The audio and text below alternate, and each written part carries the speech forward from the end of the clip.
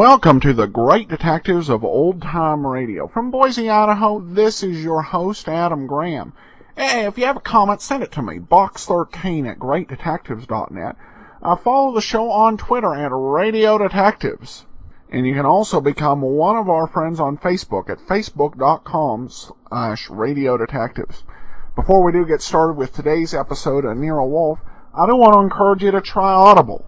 Audible opens a world of great listening to you. You can enjoy BBC radio dramas, such as the Poirot and Miss Marple series, or you can check out great mystery novels, such as the Nero Wolfe books. Or if you've had trouble keeping up on your reading, you can check out the latest bestsellers and also enjoy your choice of the New York Times or Wall Street Journal audio editions. You can try Audible out for free for 2 weeks and get a free audiobook. Go to audiblepodcast.com/oldtimeradio. Well, let's get into today's episode of Nero Wolfe, which features a brand new Archie Goodwin. To us, it's Gerald Moore. Now, those of you who are fans of radio detective shows will best know Gerald Moore as Philip Marlowe. Philip Marlowe actually went off the air in September of 1950, probably mostly because of Moore wanting to focus on getting into television. And it would actually return to the air as a summer replacement over CBS in the summer of 1951. So his appearance as Archie Goodwin comes kind of in between his Philip Marlowe performances. And of course, I should mention that the reason that the log I was reading last week was mistaken as to who was playing Archie Goodwin is that while Gerald Moore didn't play Archie Goodwin in that episode, he did appear as the Heavy. So Moore continuing to be a great character actor. Well, today's episode is called The Killer Cards. Ladies and gentlemen, the ringing of that phone bell means mystery, adventure. Nero Wolfe's office, Archie Goodwin speaking. You want Mr. Wolfe to what? Mr. Wolfe will do nothing of the sort, Archie. Mr. Wolfe is thirsty. Hold on for a moment. The bottle opener's in the left-hand drawer of your desk. Thank you, Archie. Mr. Wolfe, I've got a man named Denby on the phone. He wants you to umpire a card game. Man is insane. He's offering a fee. The answer is no. I know nothing of card games, nor do I wish to learn. Okay. Well, the answer's no, Mr. Denby. Sure, I'll ask him again. After he finishes the beer he's working on. Goodbye. People appall me. The fantasies they indulge in. Bah, what on earth made that maniac think I might consent to preside at a card game? Well, seems he expects one of the players to be death.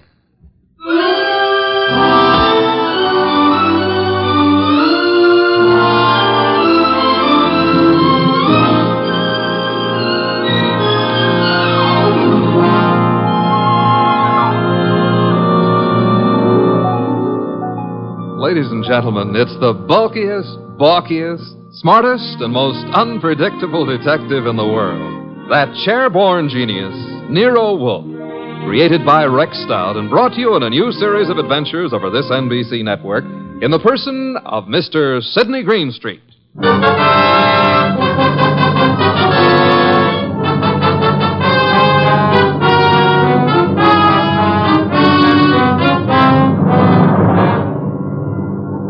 Wolfe would not attend, but the card game went on anyway.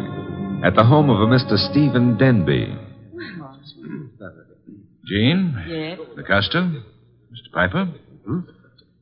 I think we're ready to begin, eh? I'm ready. Yes, Jean. You always are.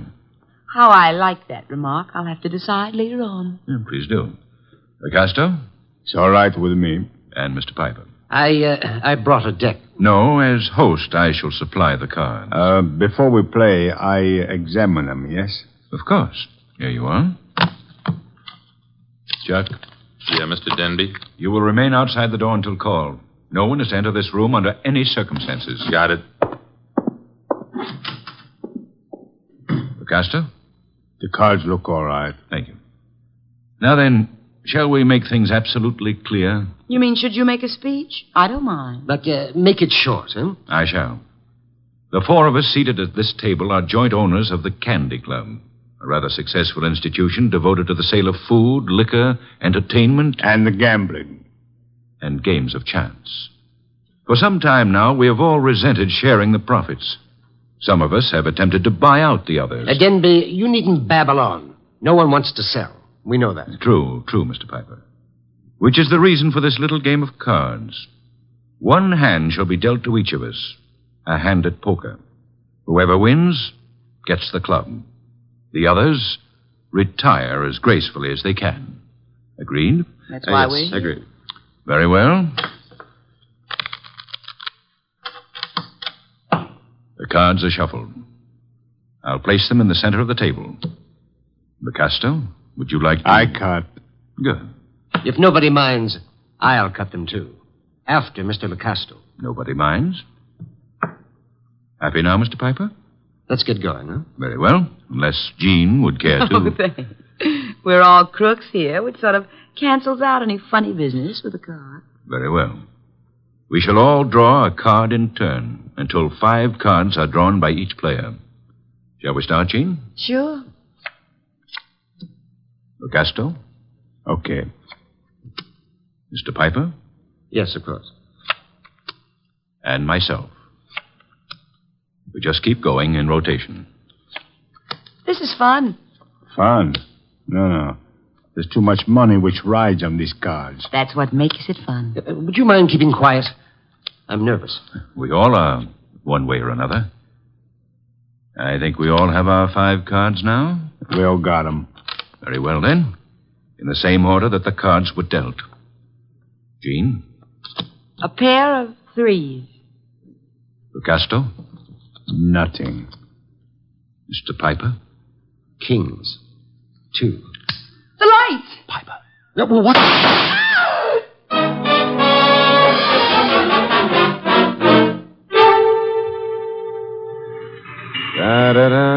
Da-da-da-da-da-da. Da-da-da. Hey. Hey, I don't like to seem stuffy, mister, but will you take your elbow out of my back? I'd be delighted to, Mr. Goodwin, but it's not my elbow. I don't care if it's your tibia maximus. Just take it away. Chuck wouldn't like that. Oh, we have company. Mind if I look around? Keep right on walking, pal. That would be Chuck behind me, huh? And you are... My name is Denby. You may remember it. Oh, yeah. You phoned a couple of hours ago about a card game. Now, look, just what is your boy poking in my back? I think it's a 38. You're not sure? It might be a 45. Chuck, is it loaded? Make a funny move, pal, and you'll find out the hard way. Yo, wait a minute. It's just a passing curiosity. Where are we going? My car. Get in. If you insist. I guess you do. Okay. I'll drive, Chuck.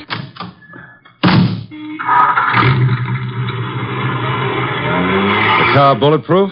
No, that's hardly necessary. Chuck shoots first. Well, that's a saving, I guess. The only thing is, I hadn't figured on taking a ride. I told Mr. Wolfe I was going for a walk. He disapproved, You're but... going for a ride. Isn't that a little corny? Now, there's a minor difference. Usually the guest, shall we say, is killed at the conclusion of the ride. In this Let's case... not make the difference too minor, huh? You will survive the ride. It's what comes afterwards that might kill you.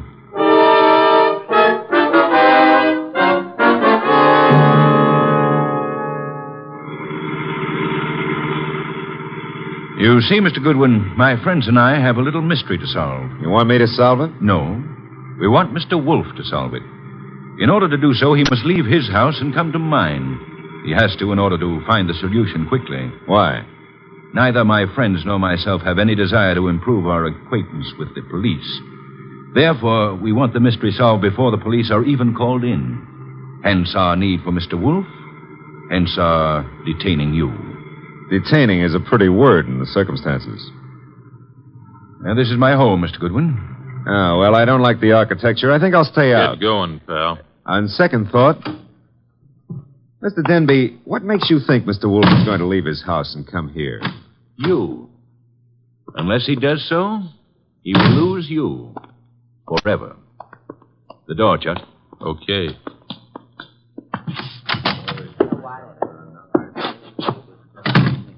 Mr. Goodwin, may I introduce you to my associates in business and in poker? To your right, Mr. Lecasto, a charming but impulsive fellow. Hello. He's only the stooge. Where's the fat fellow? In time, Lecasto. The lovely lady whose back is to you is Jean. Jean something or other. She's always changing her name. Hello. Hello.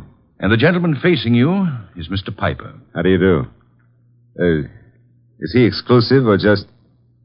Hey, he's wearing his red carnation a little low, isn't he? Over his heart. Except that's no carnation. That, Mr. Goodwin, is blood. Lifeblood.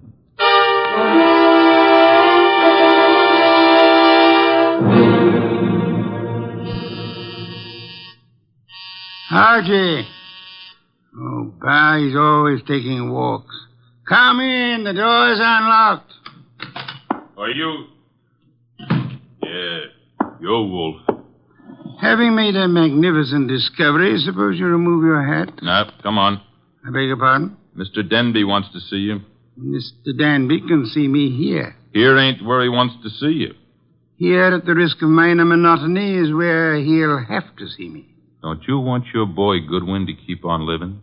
No one has ever been able to discourage him. Mr. Denby will. Ah, Archie's in custody? No, in Mr. Denby's house under a gun. I don't have to believe that. Take a look at this. A wallet. Archie's wallet. I shall accompany you. And permit me to warn you that if Mr. Goodwin has been harmed, nothing short of murder will satisfy me.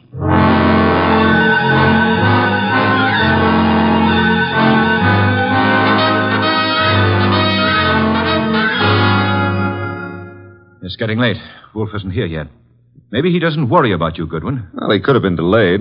Maybe an orchid needed a pollen transfusion or something.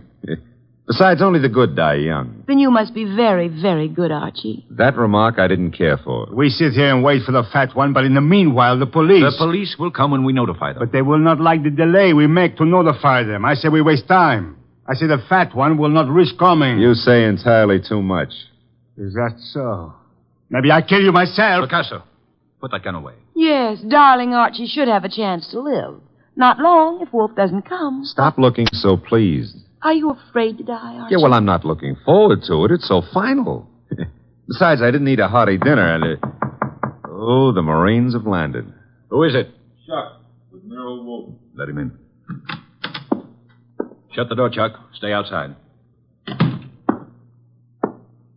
Archie?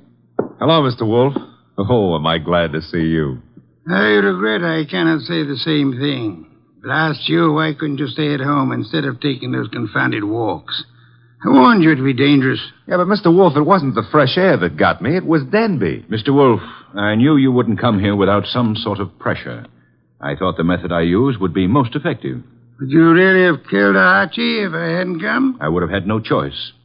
I would have been stuck with a witness to an unsolved murder. Suppose I cannot solve it. I should be forced to apply the same logic to two witnesses. Mm-hmm. Mr. Wolfe, you really came here to save my life, huh? Nonsense. I came here for a fee, Mr. Denby. I have a check for $1,000 already made out. Clear it up. You forget. I left my home. I traveled unprotected through the streets of this city, exposed to motor accidents, to fresh air, too. You offer me $1,000. Will $2,500 do? Barely. Archie, will you take the check? Now, I presume you want me to find who killed the gentleman at the table, the one facing me, huh? His name is Mr. Piper. The name is no importance. Will you all sit at the table in the same position you were at the time of the shooting? Of course. Jean? Picasso? Good. Now for a look at the wound. The lights, I should imagine, went out for a while when the shooting occurred. They went out. Yes. Of the three of you at the table, which one had the best motive for the murder? We all have the same motive. The club. Helpful. There was no one else in the room at the time? No one. The door? Locked, with Chuck on guard outside of it. So much for that. The windows, I notice, are closed. They were closed when the murder took place? They were closed. The window panes are all unbroken, which eliminates the possibility of the shot being fired from outside of them. Unless one of them was raised and lowered. That wouldn't have been possible. The windows are secured by catches. Archie, will you check that? Okay, Mr. Wolfe. I shall for the moment assume that the windows are neither lying nor untrustworthy. Does anyone remember anything unusual occurring at the time of the shooting? Well, someone whispered Piper just before the shot. Indeed. You all heard that whisper? We heard it. Man's voice or woman? Well, I can't say. A whisper doesn't reveal much of anything. The windows weren't open, Mr. Wolfe. Which leads to... The fact that it had to be one of us in this room. But which one, Mr. Wolfe? The murder weapon. Ah, yes. Yes. Has it been moved? Nobody touched it. It's laying on the floor where it was dropped. Interesting. If you look closely, you would observe 2 oil spots staining the rug between the revolver and the lady's chair, indicating... who sat at the right of Mr. Piper? I did. Why? Mr. Denby. Yes? If I were you, I would turn Mr. Lecasto over to the police. You are a liar. I warned you about that gun, Lucas. Was it necessary to shoot Mr. Lecasto? In the arm, yes. He was reaching for a gun. He'll live, however, till the police take him away. What do I tell them? You could point out the angle of the wound. As you notice, Mr. Denby, the bullet entered Mr. Piper's heart from the right. Yes, so it did. Therefore, whoever sat to his right, well, that was Lucasto. Archie, you have the check? I have it. We may as well leave. Mr. Wolfe, you're sure Lucasto shot Piper? I have indicated the evidence. The rest will be up to the jury. Come, Archie. Jean, Yes, Archie. now that my life expectancy has increased, what are you doing tomorrow night? Archie? I gotta scram. Lancaster 7583. I'll be ringing your bell. Oh, Mr. Denby, you better do something about Lucasto's arm or he won't live to be executed. You see, the executioner likes them warm before he chills them.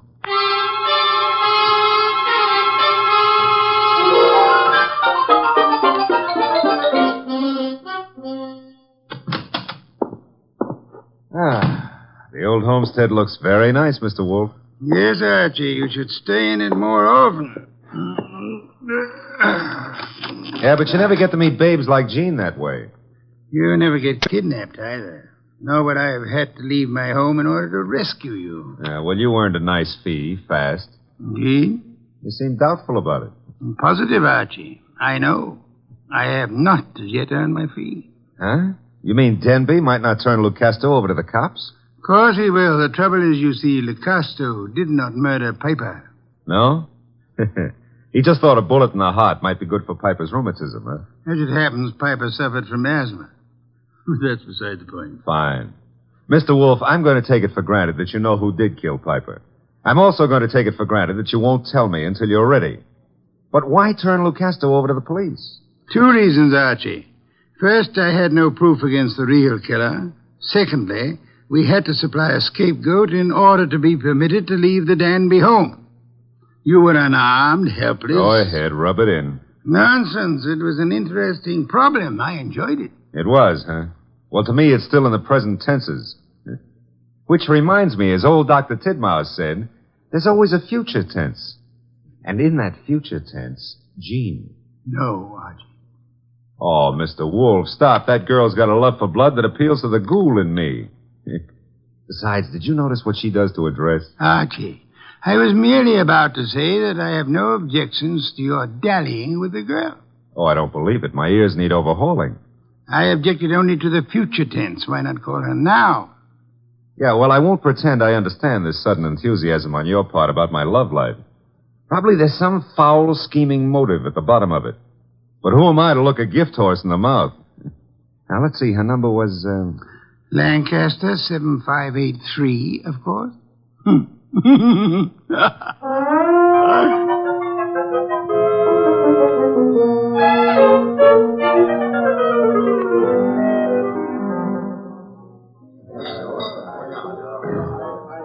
This is the most beautiful bar and grill I've ever seen, Archie. Drank, you mean?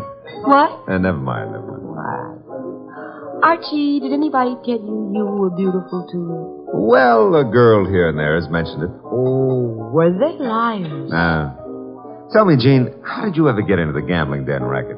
Because I'm a crook? Well, I suspected that, but, I want another drink. you've had enough. I want another drink, and when Jean wants another drink, no gentleman who is a gentleman... Gene, get down. Oh, let me go. I don't want to climb under the table. You'll stay under here until the barrage stops. I guess the war's over. All right, Gene, get up. No, now I'm here. I like it. I'm going to stay here for months and months. Gene, do you realize that somebody just tried to kill you? And I thought you had such a nice, honest face. No, not me. Somebody out in the street. I don't know why, but Mr. Wolfe will. Come on, pull yourself together and let's go see him. The nice fat man? All right, I like him. You do? Why? Because he'd make such a big corpse.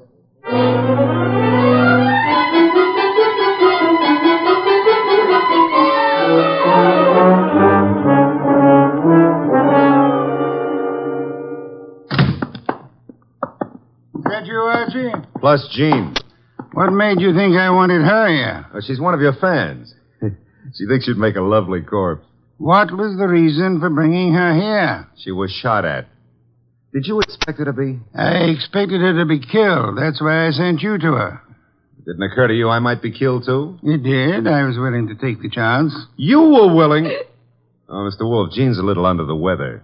Splendid. In vino veritas. Watch your language. I mean, the people in their cups often tell the truth. A proverb of some antiquity. Who shot at you tonight, Jean? Oh, I don't know. I didn't see. Has it occurred to you that you might just as easily have murdered Piper as not? But Lucastro killed Piper. You said so yourself. I lied. Furthermore, why the attack on you if Lucastro was the murderer? Well, I don't know. Did you also not know that Lucastro escaped from jail earlier this evening? You're making that up. Why should I? Mr. Denby turned him over to the police, but Lucastro managed to get away before being jailed. That's not cricket. Incidentally, Mr. Denby will be joining us at any moment. I expected you to bring Jean, Archie. Therefore, with the exception of Mr. Piper, who is resting in the morgue, and Mr. Lucastro, who is at large, we shall have all the participants in the card game. With them, perhaps we can deal a new hand, Archie? Okay. Maybe it's the morgue to tell us Piper escaped. Oh, wrong again. Come in, Mr. Denby. Mr. Wolfe, I'm upset. I heard over the radio about Lucastro's escape. He'll try to kill us all. Why? Well, because we can testify that he murdered Piper. Truly. I beg your pardon. Lucastro did not kill Piper. But you said that he did. The only evidence against Lucastro was the angle of the entrance of the bullet that lodged in his heart. May I remind you of the whisper you all heard in the darkness preceding Piper's death? The whisper that said Piper? Precisely. We must assume, then, that Piper turned his body in the direction of the whisper. Therefore, the angle of the wound would be wrong for Lucastro, but the correct one for... Whoever sat opposite Piper. I sat opposite him. But that doesn't mean I killed him. Wait, you must have. Once he turned, the bullet must have come from opposite him. Only possible way. That means you, Jean. No. No, it's a frame. May I interrupt for a moment? Mr. Denby, if our present analysis is correct, it must have been you who whispered to Piper. Did you?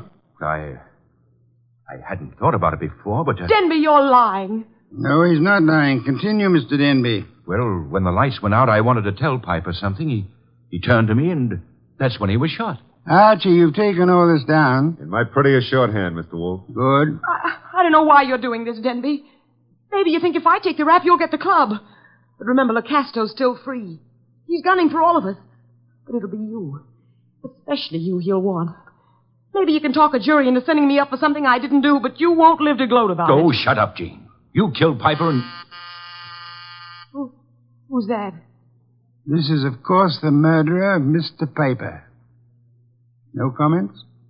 Archie, the door, if you please. But you said I was the one who... What kind of idiocy is this? Archie, I said the door. Okay, but shall I ask him in or sock him? You will act as the situation demands. Yes, sir. But for once, I'd like to know what the situation is. Raise him, Goodwin, and keep him that way. Now back up into the living room. I don't back up good. My gears... You want it here? Never mind. I'll strip a gear. Archie, what are you doing? Just what the situation demands, backing up. In case your knowledge of armaments has failed you, our little friend Chuck here is pointing a .38 revolver at me. Won't save him from the chair. Maybe not. But it could give me quite a pain in the stomach. Chuck, what do you think you're doing? You double-crossing louse. Gentlemen, if you So please. you thought you'd run to the fat dick and pin it all on me, huh, Denby? You don't know what you're talking about. We haven't even mentioned you. You sure of that, huh? Then why did Wolf phone me and tell me you were about to sing? Wolf phoned you? Yeah. Said you were getting ready to feed me to the electrician up the river. Oh, he was making a stab in the dark, Chuck. Trying to start something. That's so, Wolf? Archie, will you read Chuck your notes about Mr. Denby's statement regarding the whisper? But that doesn't mean it could be misunderstood. Read me the notes, Goodwin. Here it is, I quote. When the lights went out, I wanted to tell Piper something.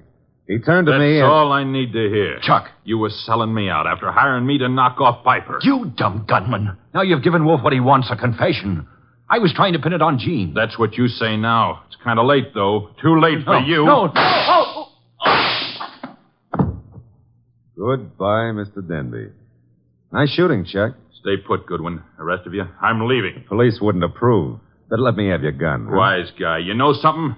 I've been thinking. Can you think? If I was to knock off you and Goodwin, me and Jean could split the club between us and nobody'd ever know who killed Piper. Very whimsical, Chuck, but if you don't mind... Archie, don't be an idiot. Well, if I have to get shot, I prefer it to happen when I'm moving forward. Archie. Okay, come and get it, Goodwin. March right up nice and easy and take it. I'm coming. Would somebody mind telling me why I don't fall down? Fool. I've been shot. Well, that's not the way to talk to a man who's just been... Hey, Chuck is lying down. Is he dead? Well, there's been a mistake. I didn't shoot him. He shot me. Archie, stop blabbering. Neither of you shot the other. As a matter of fact... I shot the Chuck. Lucasto.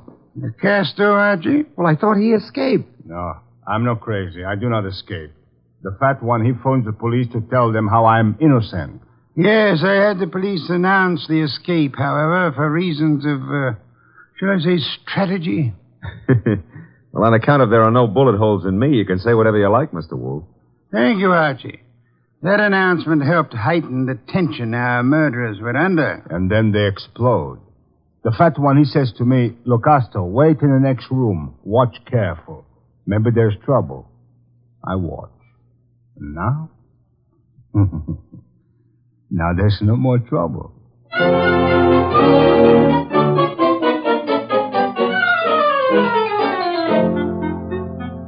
Well, place looks a lot tidier now with all those bodies removed, huh? Indeed. Archie, I'll get you the bottle of beer. But first, make with an explanation. The case was crystal clear, Archie. Maybe, but I'm no crystal gazer.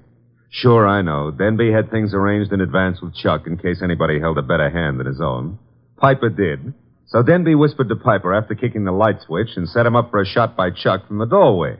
The angle would provide evidence against Lucasto. True. However, we had only Denby's word for it and Chuck's that the door was locked. All right. We know, but you knew before Denby and Chuck blew up. How? The oil spots on the rug, Archie? Well, they only showed the gun had bounced when the murderer threw it away. Spattered oil, very well-kept gun. They showed more than that. Where were those spots in relation to the gun? Think back, Archie. Spots in relation... Oh, sure. They were between the gun and the door. Therefore, the gun must have been thrown from the door.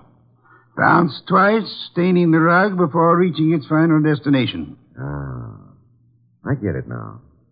That told you who'd fired the gun. But there wasn't proof enough, so you set up a nice atmosphere of suspicion and had the boys give each other away. All right, Mr. Wolfe, you're a genius, and, you may have your beer. Thank you, Archie. As for me, I'm not a genius, but I remember a phone number. So if you'll excuse me, Mr. Wolfe. You're excused, Archie. Thanks. But before you call that number, may I remind you that Jean is a girl of macabre tastes who appeals to the ghoul in you. Sure you may, but why bother? In order to be able to warn you that a ghoul and his money are soon parted. Good night, Archie. Ah.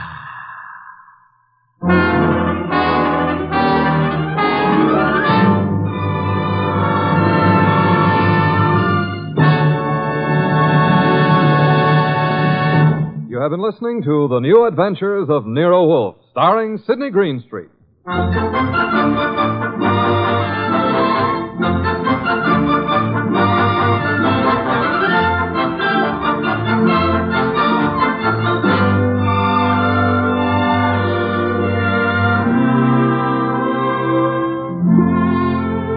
Tonight's transcribed story was based on the characters created by Rex Stout. This is an Edwin Fadiman program.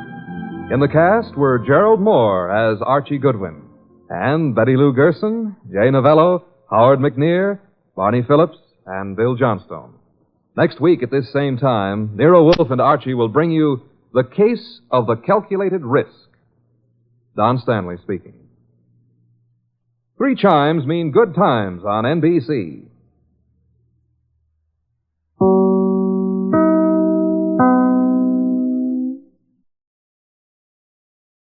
Welcome back.